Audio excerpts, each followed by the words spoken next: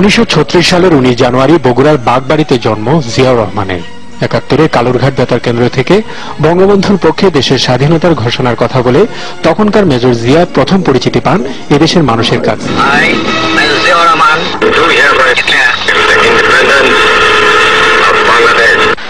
তারপর টানা 9 মাস বীরত্বের সাথে যুদ্ধ করা, যার স্বীকৃতি স্বরূপ পরবর্তীতে তাকে ভূষিত করা হয় বীরোত্তম খেতাবে। 1975 সালের 7 নভেম্বর সিপাহী জনতার বিপ্লব তাকে নিয়ে আসে ক্ষমতার কেন্দ্রবিন্দুতে। পরবর্তীতে 1977 সালের 21 এপ্রিল জিয়াউর রহমান হন দেশের রাষ্ট্রপতি। তার নেতৃত্বে 1978 সালের 1 সেপ্টেম্বর গঠিত হয় বাংলাদেশ জাতীয়তাবাদী দল বিএনপি।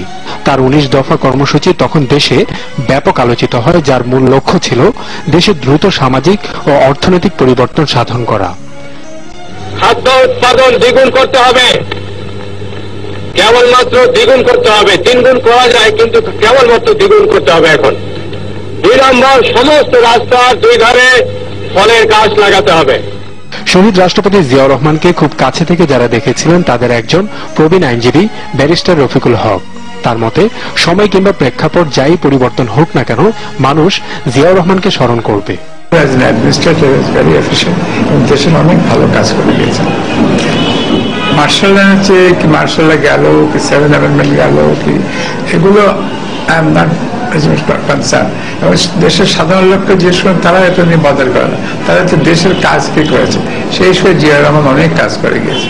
আর জিয়াউর রহমানের যে বৈশিষ্ট্যের কথা বারবার বললেন ব্যারিস্টার রফিকুল হক, তা হলো সততা।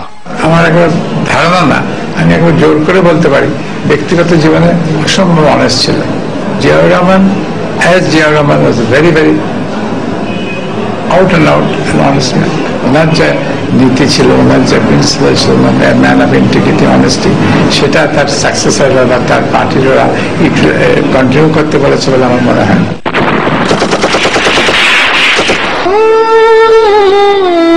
1981 সালের আজকের এই দিনটিতে একদল বিপদগামী সেনা সদস্য হত্যা করে জিয়াউর রহমানকে।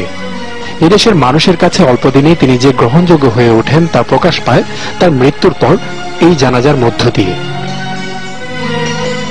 Ashikur Rahman Chowdhury, NTV news, Dhaka.